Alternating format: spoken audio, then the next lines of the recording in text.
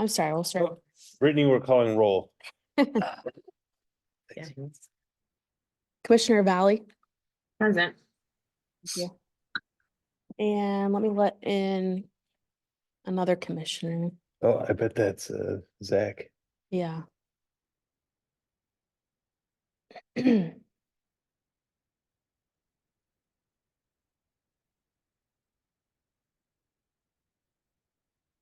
And Commissioner Weimer. Can you hear us?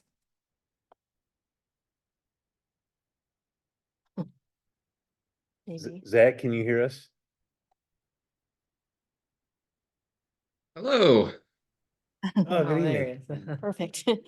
We're just doing roll call. We have an extra commissioner. Yeah. You're Yes, the this last is my one. goddaughter. Sorry.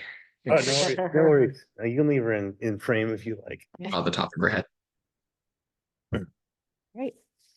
I believe that's everyone. Okay, thank you. Yeah. Any announcements or planning commission communication for staff? I don't have any. Have you folks had a chance to review the meeting minutes from our March 27th meeting? Any changes that you need to make or think we need to make? Motion to approve. A second. All those in favor of approving our minutes from the March 27th, 2024 meeting, say aye. Hi. Any opposed? Okay. Good evening, public. Are any of you here to speak on something that is not on tonight's agenda? Okay, it doesn't look like we have anyone else in Zoom land. So we'll move right on to our first communication from city staff. Number one, TriMet will provide an informational presentation on its Forward Together ridership and equity focused system redesign. Right, Yes, and we have Grant O'Connell with TriMet. great. Just press the little talk button so that it Yep. turns green.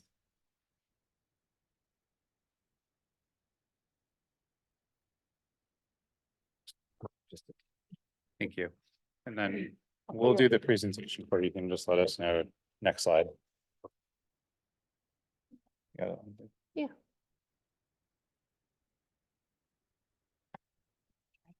It's, I was like, wait.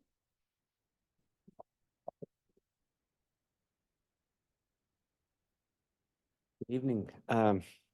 Great to be with you all. Grant O'Connell, Senior Planner at TriMet. Forward Together is just table setting. The initial is actually broken up into two phases, and I'm going to talk about both. We are already you'll see we're already doing some implementation out of Forward Together 1. And then we're continuing while that's starting to roll out. We're in the background going back and doing more planning and engagement work around rebuilding our long range plans that we put under the umbrella of Forward Together 2.0. So get through this first slide, please. So what is Forward Together? And for this context, I'll say Forward Together 1. We recognize that COVID really changed the travel patterns and transportation. And we felt that the bus network needed to respond to that. We also felt, wanted to do, we're always doing community engagement, but we wanted to do a specific engagement around goals and expectations coming out of the pandemic. And so we did some engagement that guided our efforts as well. And we'll talk about that. Next slide, please. So I think this just in a snapshot illustrates what the changing travel patterns are coming out of the pandemic. Where winter in the blue shade there, you have winter 2019. That's what service looked like in terms of, the boardings throughout the day on our entire system was winter is the blue. And what we were seeing last winter, 2023, in orange there. And what that tells you is that the peak of the peak commute on transit is largely diminished. Or in relative terms, the importance of midday trips to peak hour trips are almost equal in terms of just ridership productivity. And that's not necessarily even. Centers of in-person work, such as warehousing and manufacturing, retained work or ridership better. Low income communities retain ridership better. Where we lost more service was work centers where hybrid and remote work have likely become the norm, or also higher income communities. So next slide, please. Another way to think about it, this helps kind of, more specifically illustrate the issue. The 76 bus, if you know where that runs, it's Beaverton. It's basically mirrors 217. Hits Beaverton, Tigard, and comes here in Tualatin, mirroring 217. And a lot of that is warehousing and industrial. That before is actually now, this slide's already out of date, is now exceeded pre-pandemic levels. It's at 122% or so of pre-pandemic levels. Whereas the line 94 that used to run just not far from here out on Pacific Highway, starting in Sherwood, and ran to Tigard as a local bus, and then began to skip stops because it ran on top of line 12 and provided express trips into downtown Portland. That service, is down 58%.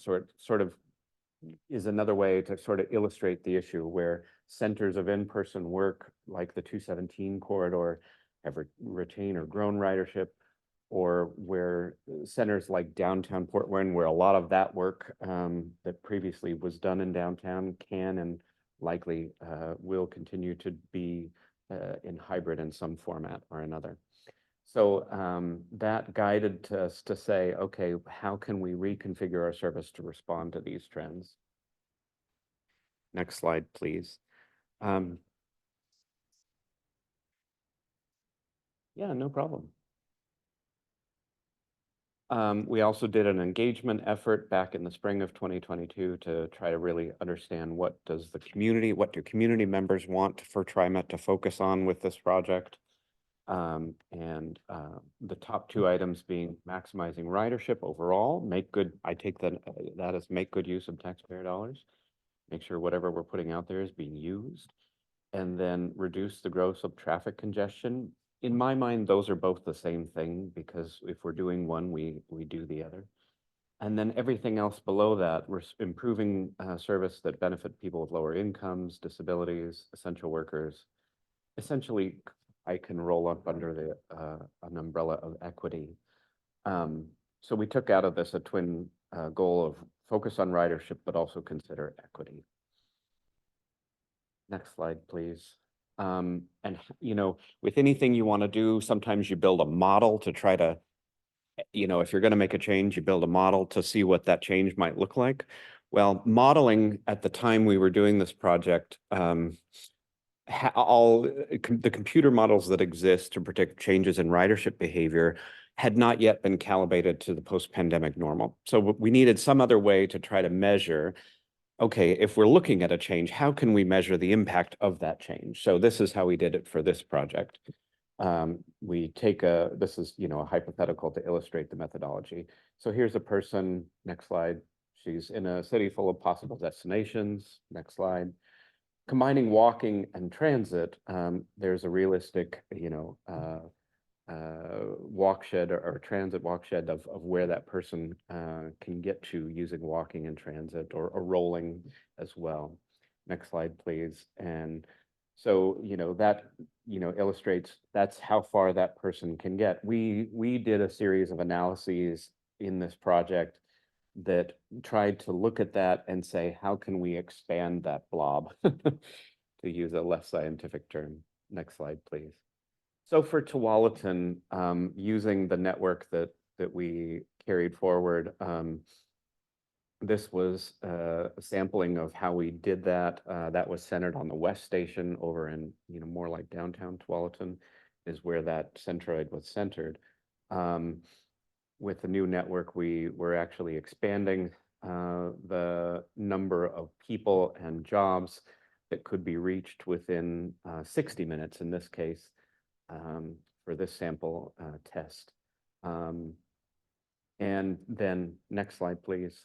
On a region-wide basis, we tried to do that on a complete aggregate scale to understand across the entire region, are we making improvements?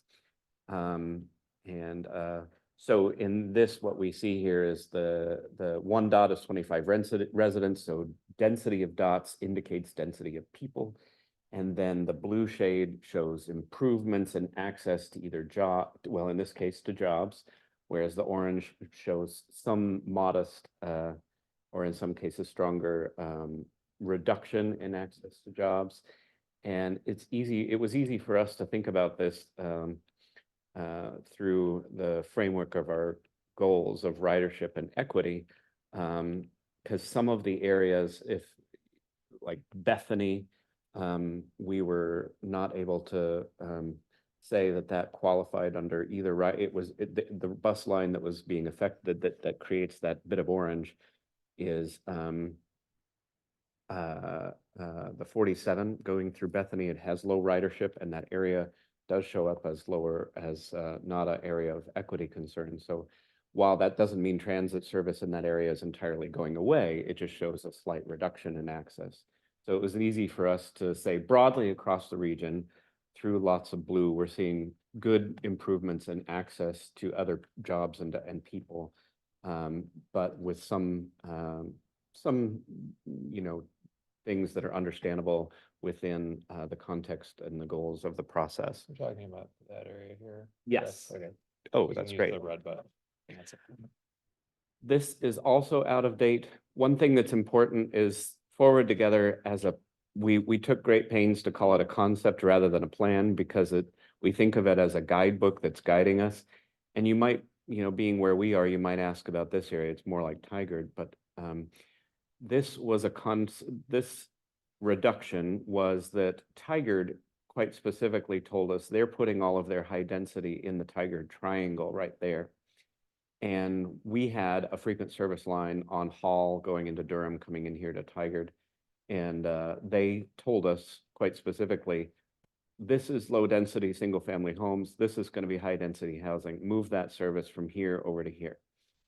Now, that is understandable, but also that came at, a modest cost to this area where that service had already reached frequent service. And through further study in the project, we have actually been able to restore with the extension of the line 12 from Tigard down Hall and Durham to this area. So that's the only other area of change. Like Northeast Portland, Irvington area, neither high ridership nor low income. So understandable impacts to transit there. Grant? Okay. Yeah. I'm kind of fascinated how you get to this. Do you, in the analysis, do you like pick points and then take away transit service or add service? How does green become darker green and the yellow become lighter green? Seems like there's like millions of combinations here. There is. Okay.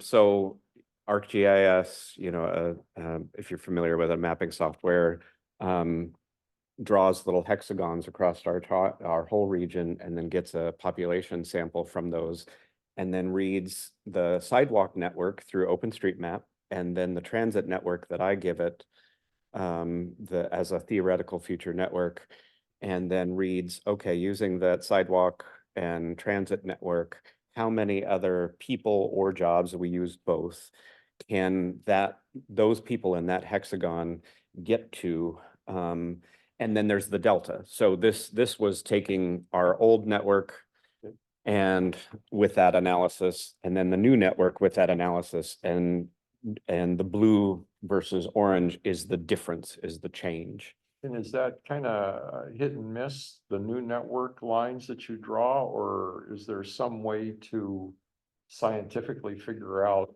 where you would maximize the number of people affected by that, by the model? You see what I'm saying? Well, There comes in a professional judgment, honestly, at that point, because we did this project with input from all 26 jurisdictions through in the 3 counties that we work within, and even like the Port of Portland and others, to say, well, we think transit service should be here. Okay, let's try that and then test it. Okay. Was more or less in a nutshell, the process with this. Who here in Tualatin helps you with that? Mike McCarthy, Oh, Cody Field, to a lesser extent, Kim McMillan, but okay. Cody Field and Mike McCarthy have had their hands directly on this.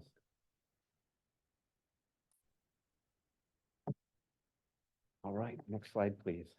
So where did all this come from? We kind of actually just talked about this, but you know, we did these workshops to help develop these ideas and then test them. But they were also drawn from our previous long-range plans that's symbolized by this document, our Unified Service Enhancement Plans that were done between 2010 and 2016, proved to be a great resource. Then we also did a existing conditions report, including even some focus groups with employers to understand what their return to work and hybrid patterns were. Next slide, please. I guess I would comment, sorry, going back on one key point that I didn't do a good job of illustrating. You know, so we cut service in the pandemic to stabilize our finances because ridership fell off a cliff, right? And the economic situation was uncertain. So service in the pandemic was cut to as low as 88% or 78%, excuse me. So 22% cut of pre-pandemic levels. But the economy came roaring back. There's CARES and CARISA funding. There's House Bill 2017 still buoying us. So all of those things told us that, okay, we can not only restore that 22% growth and then grow some. So another way to think about this project, it was a specific concerted effort to think about growing back, but not just simply snapping back to what once was, but growing back in a more concerted way. So this is, even though there are some areas where we did eliminate some services, the plan overall actually represents about a 30% growth. One of the signature aspects of the project was focusing on our frequent transit network, where you see a bus line branded with this green bug. It means it comes every 15 minutes, 7 days a week between the hours of 7 a.m. and 7 p.m. And we had, before Forward Together, a network of 14 bus lines. Forward Together planning efforts led to the creation of now it's actually slightly changed, but up to 8 more. So almost a 50% increase in the number of frequent service lines, which means 50% more. In this case, it calculated out to be about 50% more residents and jobs within a quarter-mile of frequent service. Next slide, please. So drilling down to Tualatin specifically, it did call for upgrading the line 94 out on Pacific Highway there to run every 20 minutes. It was less than that before, so that is now more frequent between Sherwood and Tigard, though it did eliminate the express trips into downtown Portland, though service does remain available on line 12 in that same corridor. For line 76, we kind of talked about line 76. Remember, this is the line that mirrors 217, and Tigard said to put it in the Tigard Triangle. We're not doing that part just yet, but we are extending the route to not stop just here in Tualatin over at Meridian Park Hospital, but continue on over to West Lynn and Oregon City. That'll happen this fall. Line 12 is called to be extended along Hall and Durham. Kind of talked about that. That fills that one gap that we created by moving the 76. Line 96 was just a part of our FY25 annual service plan. Our board authorized Director Kellogg from Tualatin area, had a lot of discussion about that. It's now authorized to be within our next fiscal year, but we haven't programmed when we would do that. We agreed that we would hold on it and continue to watch it. But what it would do is take the line off the freeway and make local service through Lake Grove, PCC Sylvania, and then go on into downtown Portland via Barber, only on limited stops. But more importantly, I think for the broader region of Tualatin, so the line currently goes to Mohawk Park and Ride down there at Martinazzi and Sagert, and terminates there in the midday. It doesn't go south of there. And you've got Planbeck Gardens and Autumn Sunrise coming online soon. And so this would add midday service south of Mohawk Park and Ride on Boone's Ferry, and it would also add weekend service to Line 96. The Line 97 just south of here on Tualatin Sherwood Road currently just shuttles back and forth between Sherwood and Tualatin, and I think it would do better if it went further. It had more opportunity to catch more people. So we're extending that via Bridgeport Village all the way to Lake Oswego, and then it will get weekend service as a part of Forward Together. Any questions on that?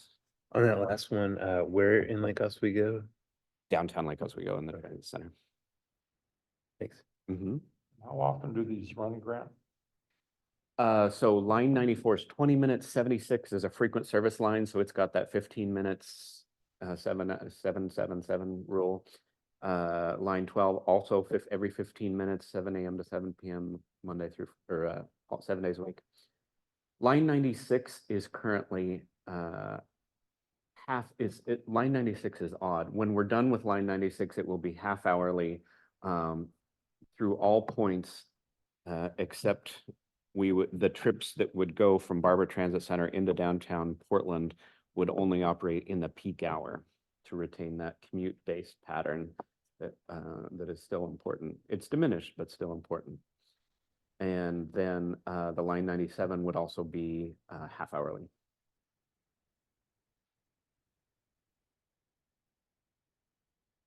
All right, next slide, please. So that's we kind of talked about all these things. These are more sales pitches that the other make sure are included, but it does put a lot more people. It's a lot more resources, and puts a lot more people near frequent service.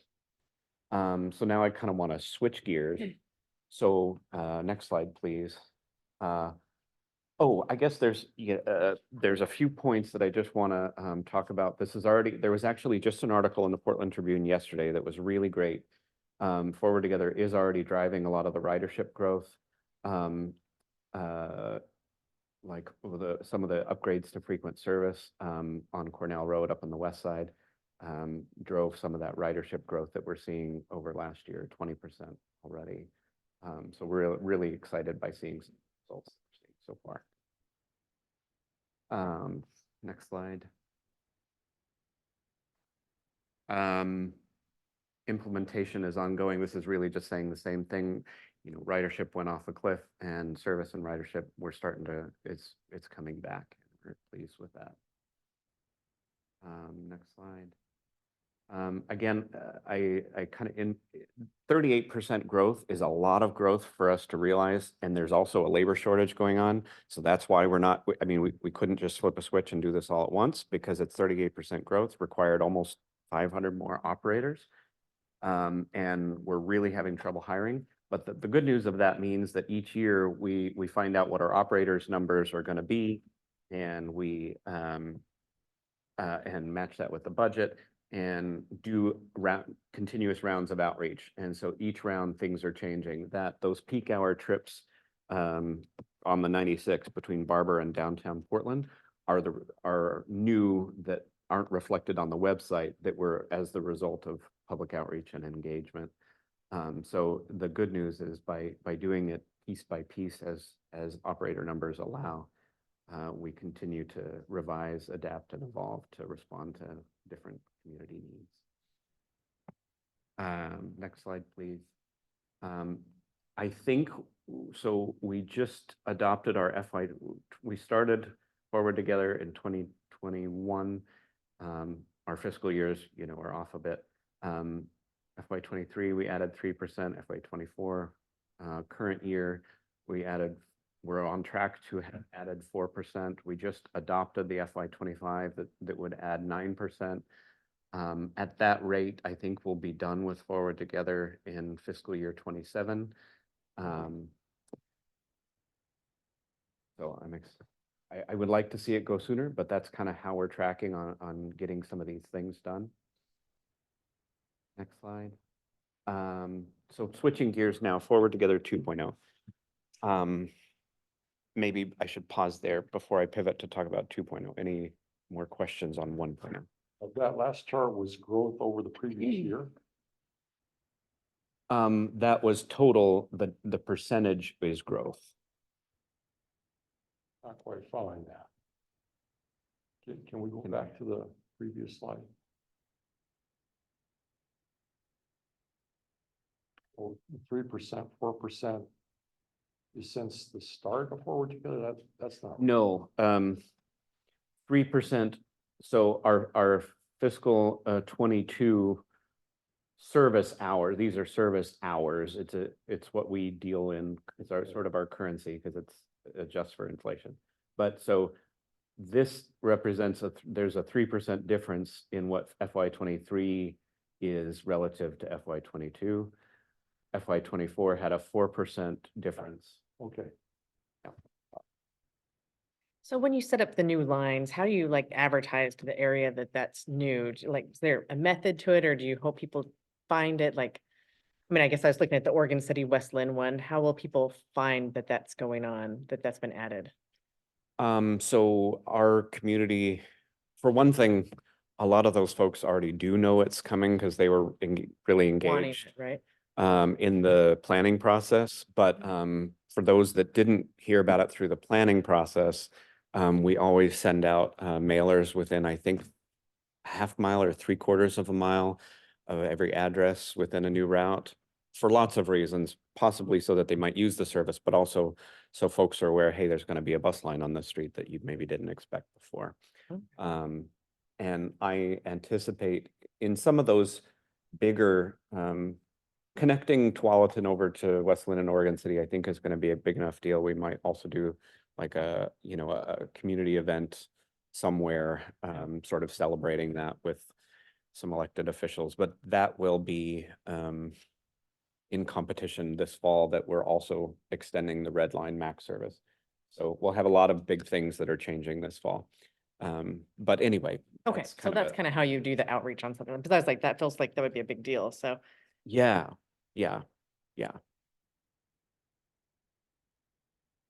So Forward Together 1 is fiscally constrained. We have a budget projection that says that's telling me as a service planner, I have this many dollars to work with.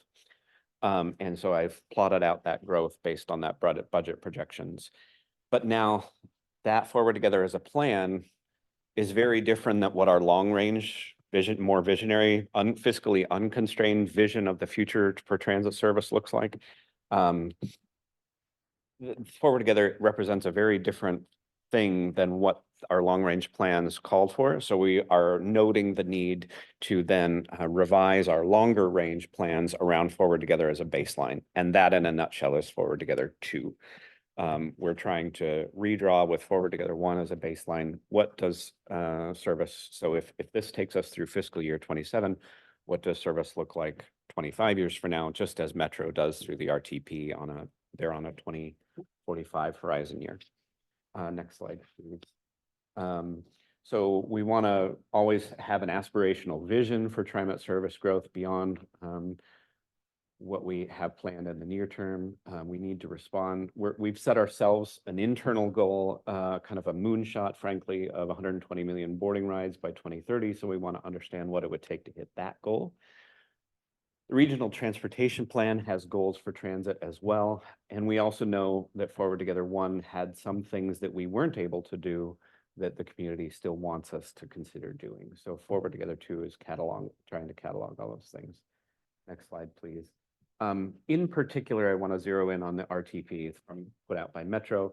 The goal there is to triple transit mode share. Do you know what I'm saying by that? Happy to explain that if you don't. Like, of all the universe of trips, hey, I went to CVS to pick up a prescription. Hey, I went to work today. Those are all trips. In the universe of trips, the RTP has an aspirational goal of 12% of all of those trips being done on transit. Currently, we're at about 4 to 5%. So understanding what would it take to hit that goal. And then our own internal that I mentioned, 120 million annual boarding rides by 2030. So that's what's guiding Forward Together 2.0, is trying to understand those two things and how we could get there. Why 12.2%? You would want to talk to Metro to get a better answer, but it's rooted, a lot of what they're doing now is rooting everything in greenhouse gas reductions. If that number of those trips were done on transit, according to their modeling, that we would be on track to reduce GHG. Gotcha. Okay. Next slide. So again, kind of a similar thing to what I've already said. We were at this level of service hours pre-COVID. The COVID low, it was actually down to 22%. I need to talk to the person that made the slide. Forward Together would take us 36% from this level. And then what does this number need to look like to meet those goals is just kind of another way to think about what we're trying to ask in the question of Forward Together 2.0. Next slide. It's also important to note that what we're talking about in this project is only talking about more service and more frequency. There are lots and lots of other things that can affect ridership, like return to work versus hybrid or parking charges. We're not talking about any of those things in Forward Together, and some of those other things may actually move the needle more on transit ridership. We're just in this project looking at this though, because that's what we control. That's what we have in our ability to control. Next slide, please.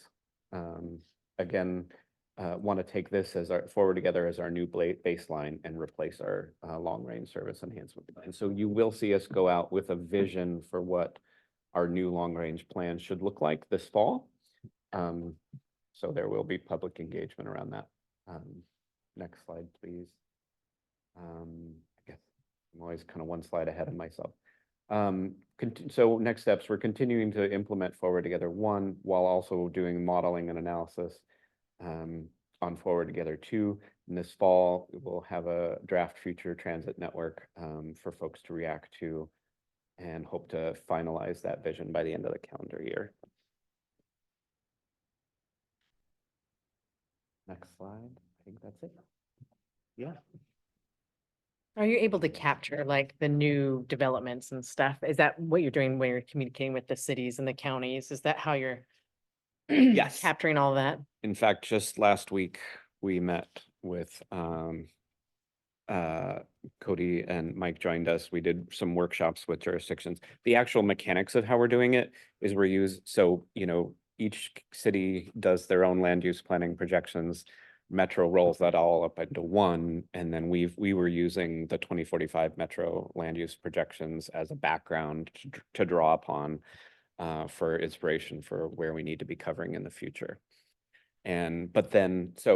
If you remember back to me talking about access versus modeling, the folks, the brilliant, computer scientists that do computer engineering and such for ridership modeling now have calibrated the ridership models to the post-pandemic travel patterns. And so in Forward Together 2, we are doing ridership modeling. So it's been kind of fun if you're nerdy like me. And we've got, 2045 land use assumptions and population assumptions from Metro. And then we're running that through the Federal Transit Administration stops model, simplified trips on project stops, and it spits out a projection of what that future ridership in, say, along Roy Rogers Road where there isn't service, but there's development. We're actually getting like ridership projections. If we launch that, this is what that might look like based on those 2045 land use and population projections. So it's been fun. That's cool. Yeah. One quick question, if folks want to stay up to date on this stuff, can they go to the TriMet website to sign up for news alerts or something like that? Yeah. I'm not sure the exact mechanics of it, but I know if you sign up for agency updates, you will get that. Okay. Thank you. Yeah.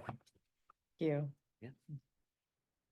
Just, I just want to quickly make sure that our commissioners in Zoom land, do you have any questions for Grant? No. Nope. Okay, Thank you. I have one for Steve. Can we rely, Grant put up half a dozen or so projects or improved lines. Can we rely on that on the TSP update then? Yeah, we're coordinating with them on That, okay. absolutely. thank you, Grant. Yeah, thank you for having me. Okay, next up, we've got a presentation. Ride Connection will provide an informational presentation on its services and operations.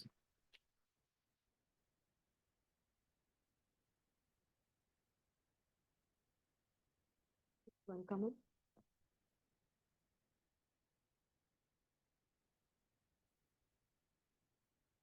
Thank you so much for having us. I am Tangerine Behere, Lead Service Planner at Ride Connection. I have this evening with me Debbie Walks. She is the Program Manager who oversees the Tualatin and King City services. And so her office is right in Tualatin. And then we have Miranda Seekins. She's a service planner and she is working, she's kind of taking the lead on the King City expansion. Next slide, please. So just goals of this for this evening, talk about, Ride Connection, all the services we do, talk about Tualatin Shuttle, current operations, and then also trying to figure out, like, is there any community need that you have, that you've heard about? We'd like to hear on that, maybe at a later slide. Next slide, please.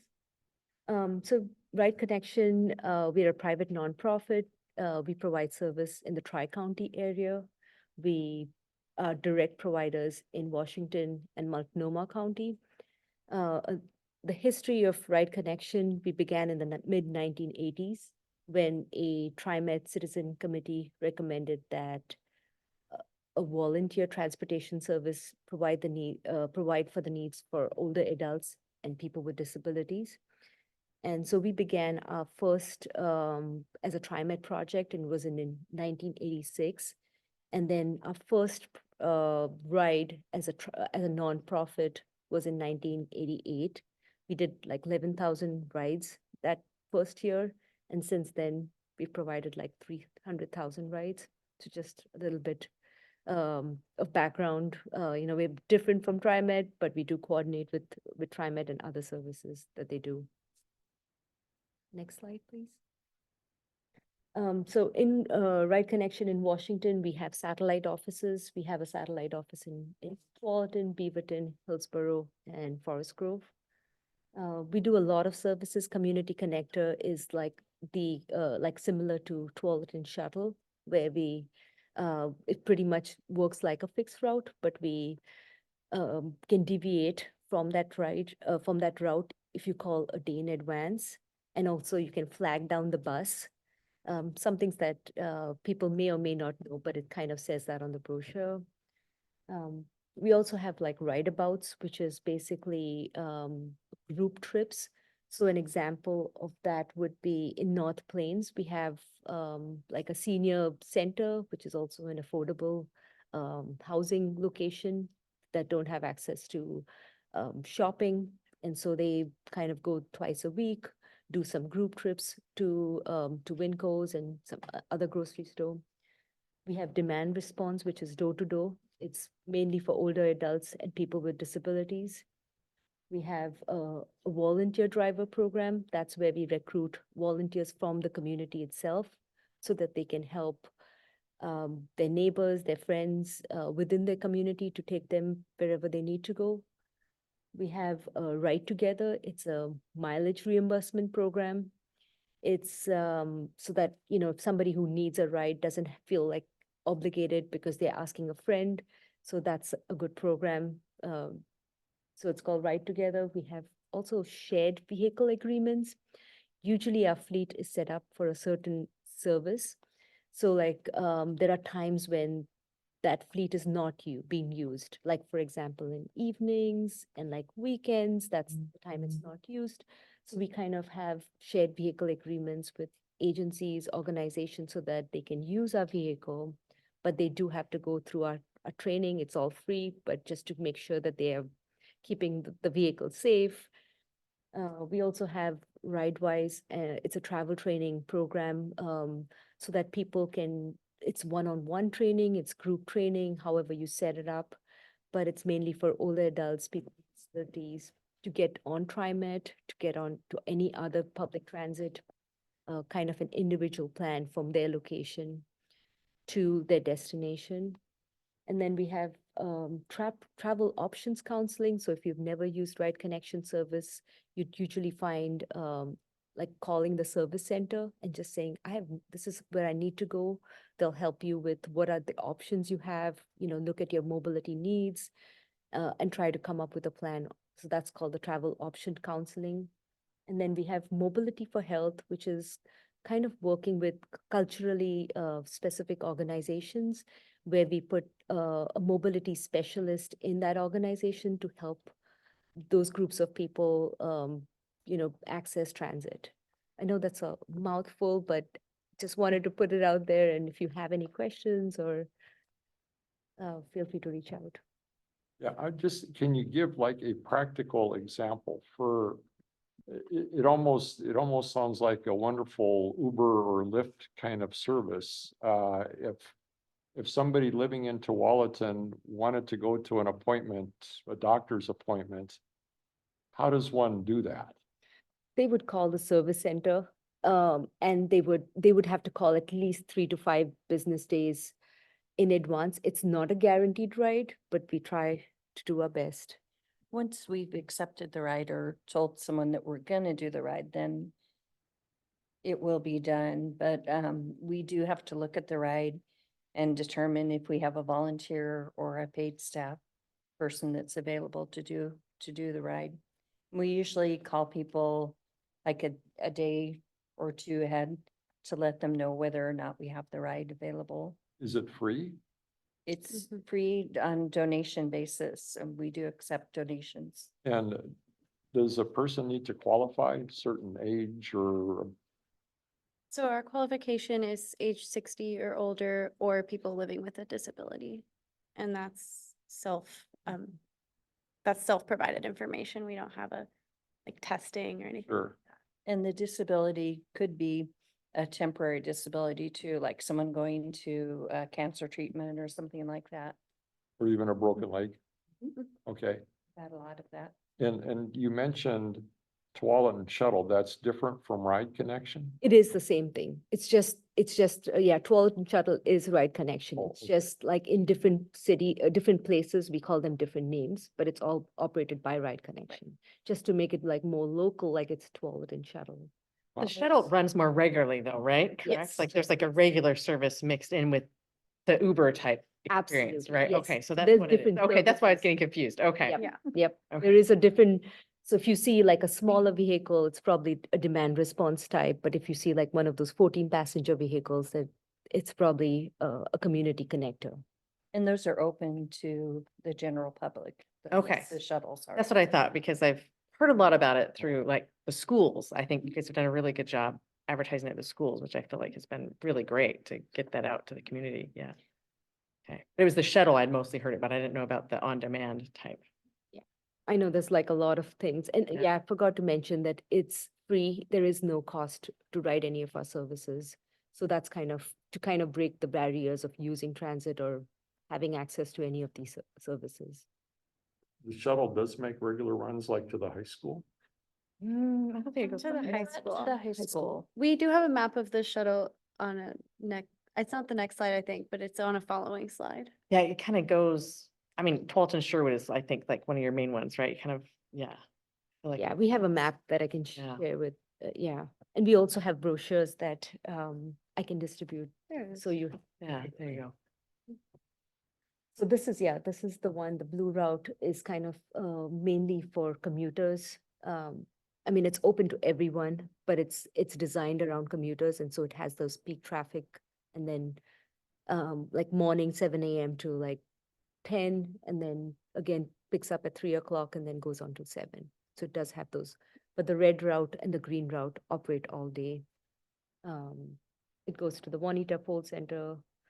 On the red route, the green route connects from the Tualatin Park and Ride, goes to the Legacy Park Hospital, and then of course goes to Rolling Hills Church and the food pantry, the Tualatin Food Pantry. And again, it's all on a route, goes back and forth. It has published times on that one. And then on top is the King City route. That's the one that Miranda is working on. So we will, it doesn't show on this map, but shows on the next map. So we heard that a significant number of employees in Tualatin commute from outside of Tualatin. So is the idea here they come into like a central location or the park and ride, get off of the main TriMet bus and then hop on this? Right, many Absolutely. of them come in on the west train, Okay, or they come in on the buses, and then they switch to us. We're considered a last mile, okay, first Yes. mile, last mile type of service. Yeah. gotcha. They call it. Mhm. Yeah. And Tualatin Park and Ride is another place where you find a lot of people connecting from TriMet, connecting from Smart or from other services, getting in. And then, of course, West Station. Does it work the other way too? People from Tualatin going elsewhere? Yeah, I'm sure Yes, there's a mix of, They yeah, do. they Mhm. do. I know I do, for what it's worth, Randy. Oh, do you? Yeah. Oh, boy, where did Zach? Regular shuttle free. Yes, Mhm. it's free. Yeah, all of them, all of the three services are free. They work very similar to TriMet service where they operate on a fixed route with fixed times. So you can look at our brochure or that's also on the website and through Google Maps, Apple Maps, see what the arrival time would be. Differences are that like Tangerine said, there's flag stops as an option. So if you see the shuttle coming, you can wave it down and we're safe to do so. The driver can stop and pick you up at any location along the route. And then those deviations as well. So if you call the service center a day or so in advance, they can schedule a deviation and come pick you up to half a mile off of the route, or drop you off of the route as well. And maybe you're getting to this, but we saw that TriMet ridership dip during the pandemic and is making its way back. How have the numbers been for you all in the? We have, the next slide actually talks about the Green Line ridership. So that will kind of, but I just wanted to, before getting into that, yes, we are coordinating with TriMet on the line 76, making sure there's no service duplication and service fragmentation.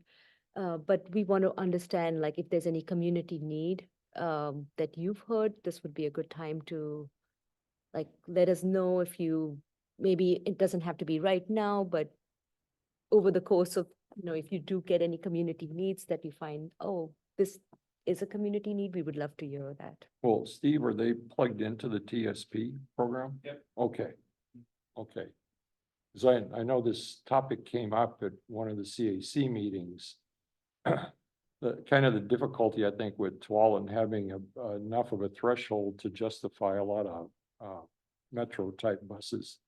But a real important significance with the local shuttle service around here, so, yeah. We'd like to think like we are flexible service, like I think TriMet needs a certain threshold to make it viable, but I think we kind of have lower, more flexible type services. And so we can pick up on some of those areas that there is a need. If there is a need, we can look at those areas. And it's commendable that you're a private nonprofit, you've been in existence for 40 years. Is it grant funding or? It's a combination, Foundations or- yep. it's- Combination. Yeah, combination of grant funding, TriMet funding, yeah. A lot of the funding for these shuttles comes from STIF funds from Washington County. Yeah, Statewide Transportation Improvement Fund, so it's Okay. funded through a tax, I believe it's a payroll This- tax. Yeah. That's then goes through ODOT to the counties and they distribute it Okay. where they see fit. So Okay. they provide a lot of the funding for this. We also receive not I don't know if it's for the service, but we receive funds from TriMet, elderly and disability funds as well for some of our services. The payroll tax, you can see it on your pay stubs, a portion of it, like you can see payroll tax, and that's where it gets funded. It gets funded to Washington County, and then we work with Washington County to have these shuttles.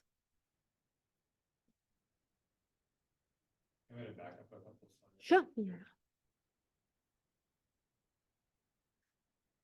Oh, yeah, this was kind of just to talk about transit in general. You know, things that we know, but kind of just put it up, you know, having the community connections, having access to job, staying local, the desire to expand transit, reduce those greenhouse emissions, increase that mobility for vulnerable residents like older adults, people with disabilities, talk about commuters, and then of course students. And I think students, there are two categories. One is those who are independent, don't want to rely on their parents to have to pick them up and drop them off, but they can get on transit. And then, of course, there's the youth who are ready to get a driver's license, and maybe we want them to take it a while before they can get their driver's license. So I think it's all of that combination of youth, and I think it's a good skill to have, to learn how to use transit. It's a transferable knowledge to anywhere. So just some of those highlights. And then, of course, regional transit plans, a safe transportation option during inclement weather. Yeah, next slide, please. And this is from our rider survey, the Tualatin shuttle, just to give you an idea of like who is the demographics who's riding the Tualatin shuttle. And so 82% of them commute for work, 69% of these riders are transit dependent or car free. 79% ride it at least 3 days a week, and then 69 of them connect with TriMet as part of that trip. I know you had that as a question. Next slide, please. Then the next slide. And so this is the ridership on the Tualatin Green Line. It's, you know, you can see it's all up and down, started really slow, and now we are in the 400, 500 range. Dips in services. And of course, Debbie, if you can like highlight some of the areas you're seeing an increase in ridership on the Green Line. Well, we've seen increases on our service out to the Rolling Hills Church on certain days. On Mondays, they have a meal that they do in the evening, and we take a lot of people there on that date. They have a couple of things are going on. Their free medical clinic is going at that time, and then the I think the food pantry, and then also the meal that they have in the evening. And so Mondays and Thursdays have been picking up on that. And then at the Rolling Hills Church, they have a school there. And I think one of the teachers approached one of the drivers and asked if they could use the service to, they take the kids, I think they're like junior high age kids. They take them once or twice a month to the library and drop them off at the Tualatin Library. And they do that on the morning route, and then the afternoon route picks them back up and takes them back out to the school. So just kind of a neat thing there. And then we have in the morning, early morning, we have I think maybe 4 people that get on the first loop in the morning, and they actually go from the Meridian Park area over to this area, over to the Herman Road area for jobs. And that's an early before TriMet actually starts in the morning. Next slide, please. And this is the King City route. Miranda, you want to? Yeah, so this is a new route that we'll be launching in late summer and early fall of this year. So we currently have an existing service called the King City Rideabout that does a loop similar to this one around King City and serves the shopping destinations on 99 West. So we'll be expanding that service to provide service down Durham Road, down Upper Boones Ferry, and to the Tualatin Park and Ride. And so this is something that was identified in Washington County's Transit Development Plan. They identified several different areas throughout the county to have increased community connector service. So as far as Would it be Tualatin. possible to put the map up to be shared so the people in Zoom can see it? Oh, yeah. See the map. Thank you. I believe it's slide 9, right?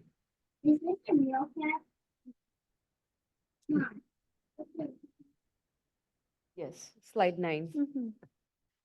So the stop locations that would be in Tualatin, with the stop at the Tualatin Park and Ride, and then also a stop on Bridgeport Road, kind of where the like REI Whole Foods is. So providing service to the mall there as well.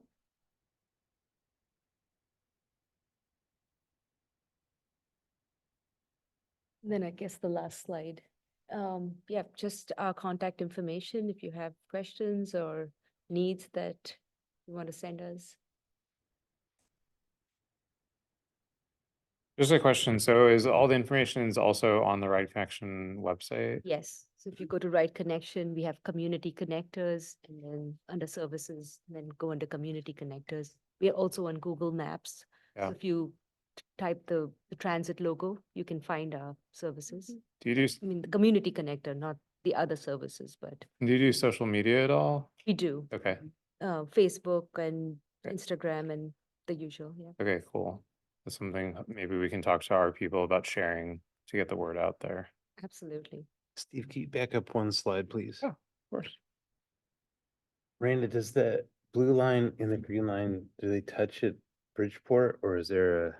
Yeah, so they'll meet at the Park and Ride, and there's actually, it's not on this map, but we've been looking at possibilities to have this service extend to the West Station. So it would go to the Park and Ride and then go to the West Station as well, to provide that connection to the red and blue shuttles as well as the green. Great, thank you. So how often would you expect a bus to go past each of those stops? Like what's the frequency on something like that? It's roughly hourly, Okay. depending on time of day and driver breaks. We have only one bus running at a time, so when the driver takes their lunch, it does Oh, okay. extend the time between routes. Is that true of all the routes? They each just have one driver? I mean, at least in Tualatin. Well, in the, let's see, in the Tualatin routes, there's a morning driver and then an afternoon driver. And each of them, the routes are kind of a little bit different. Like on the blue route, the morning route is about 4.5 hours. And then in the afternoon, it's a 5-hour route. So it just depends. Some of the routes, they're taking lunch break and some they don't have to take a lunch break. And as far as the hours for the King City to Durham service, we'd be looking at 14 hours a day, Monday through Friday. So right now, maybe 6:30 a.m. to 8:30 p.m. So that you were probably really asking, I think I missed, Oh, but on the, like the blue line, the route, you mean how long, how? well, often you answered stop what at I was each wondering, stop? just sort of generally how long it took to get to each, you know, to The go. blue line and the red line are shorter routes. So they're able to do it quicker. So they have quicker, yeah. Okay. I think the blue line's like 30 every minutes, 30 40 minutes. So it just depends on the length of the route. Yeah, Right. right. But there's Mhm. one driver for each of the routes. For each of the routes, okay. Mhm. Yeah, right. Then it just depends on which one you're on. Right. Okay. And that's a big thing that goes into our planning process, is trying to balance that coverage versus the Mhm. frequency with only having one bus running at a time. Yeah, so like during the during pandemic, I know the West Station like cut down some of their trips. And so we had to kind of schedule around it to kind of change some of our routings because it wasn't matching. So kind of reduce that service there. And then had to change it accordingly, yeah. Is your driver population fairly stable? Are you running into the challenges that TriMet is with finding drivers? We're actually running into challenges with finding volunteer drivers. Volunteers? That's been we're doing a real push this year to try to find more volunteers. Because that really helps us to expand our capacity, Sure. especially on the door-to-doors.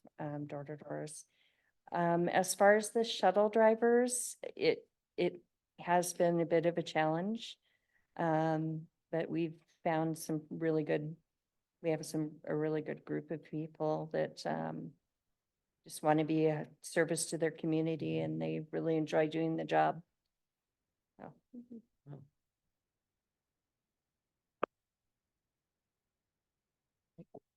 Zach, Brittany, any more questions? Janelle, Brady? I'm just curious, you mentioned finding volunteers. Is it just like volunteers for specific days of the week or just in general? just in general, volunteers that, we have a couple of ways that people could volunteer.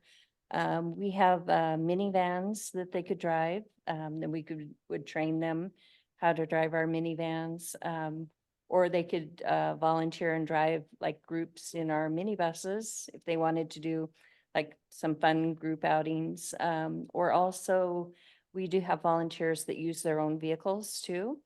And they might do 1 or 2 rides with their own vehicle, or we have some drivers that'll do like a whole day using their own vehicle, and then we reimburse them for fuel. Does driving the minibus require a CDL license? It does not.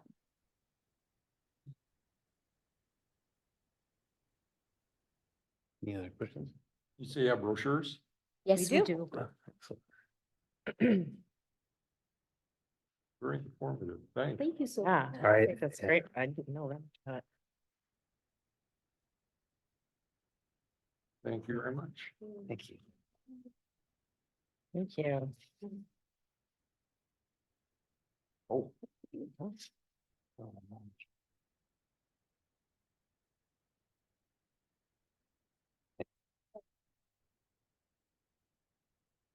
Steve, moving on, do we have any action items coming up in the future?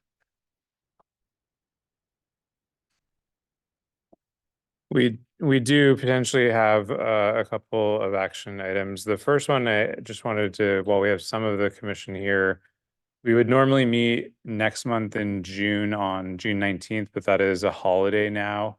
And so I wanted to get a sense from folks if they know whether or not they would be free on the following Wednesday, which would be the 26th. I'll be gone. You'll be I'm gone. gonna go. I'll have to check. Okay. I will Commissioner also be Val, gone. okay.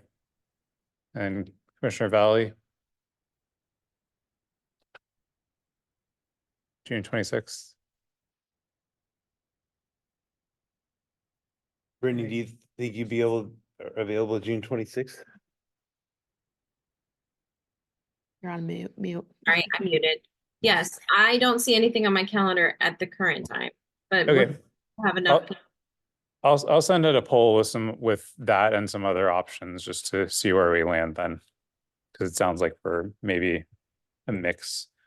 Tangentially related to that, Yes.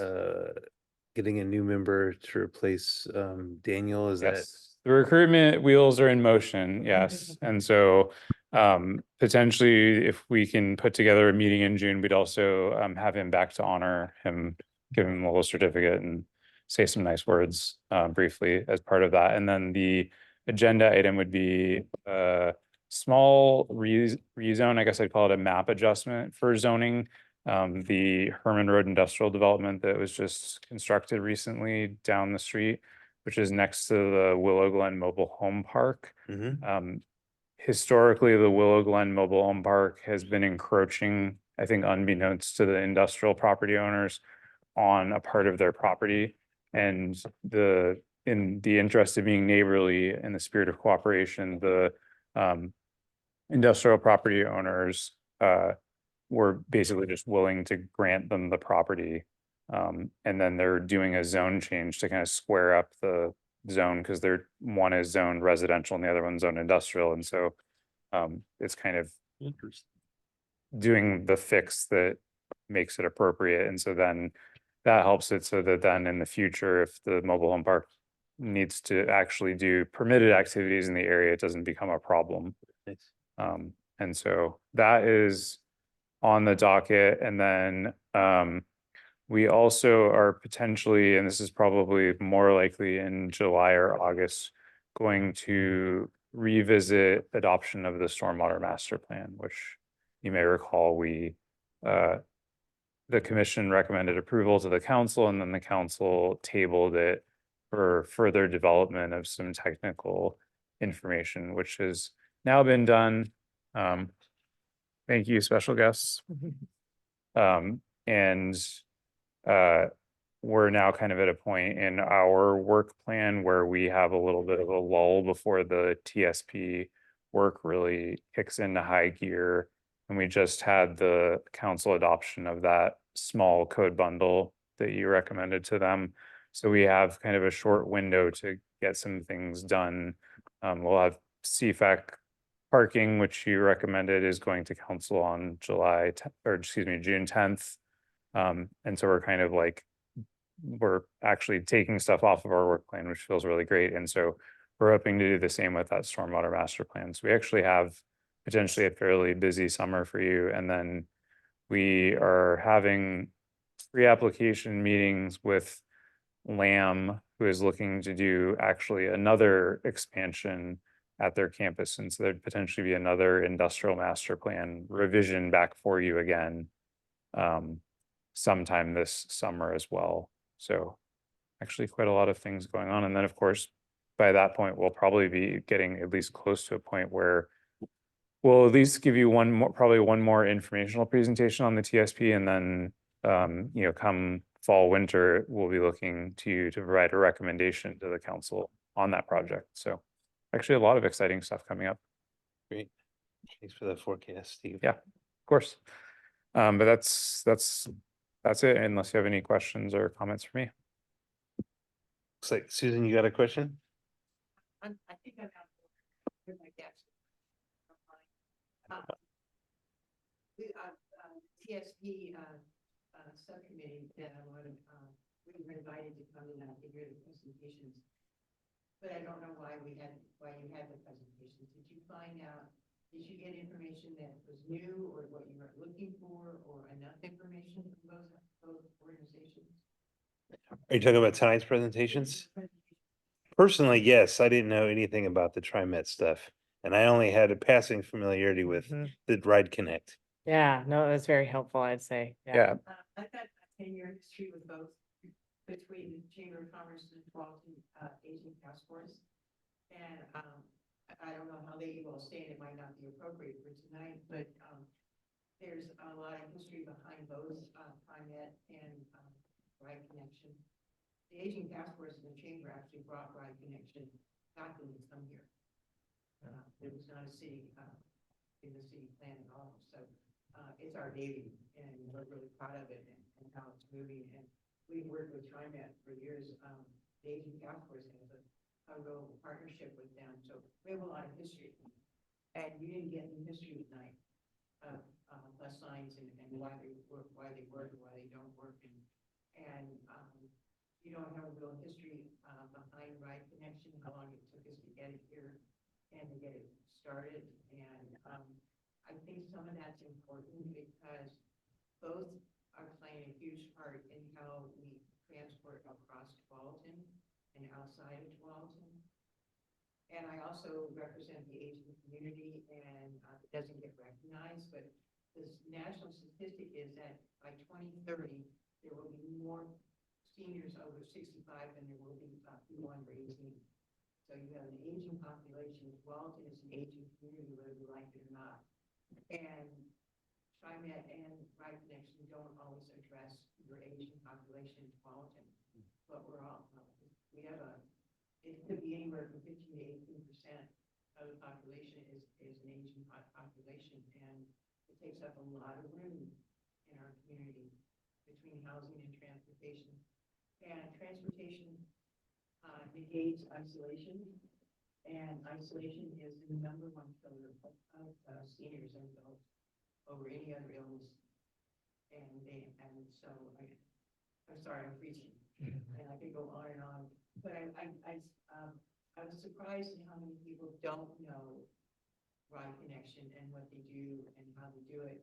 It was obvious at our meeting at the TSP, which I think is where this came out of. Our community doesn't know, they don't know what it provides with the shuttle. And with the bus now going down Portland, Oregon City and Westland, huge for our members, the workers that come in from Clackamas County. Tolling's gonna go in what form, we don't know. There will be tolling. We're gonna have trouble getting our Clackamas County employees into town. And you might not know, there are 27,000 people that live in Tualatin. 11,000 to 12,000 commute out of Tualatin for work every day, 26,000 commute into Tualatin for work. And they have to come in by car or try and get now we can bring them in from Clackamas County. And with some of the other ones that we do. It's also not it. It really is, and it's getting from point A to point B in 45 minutes is key in terms of time.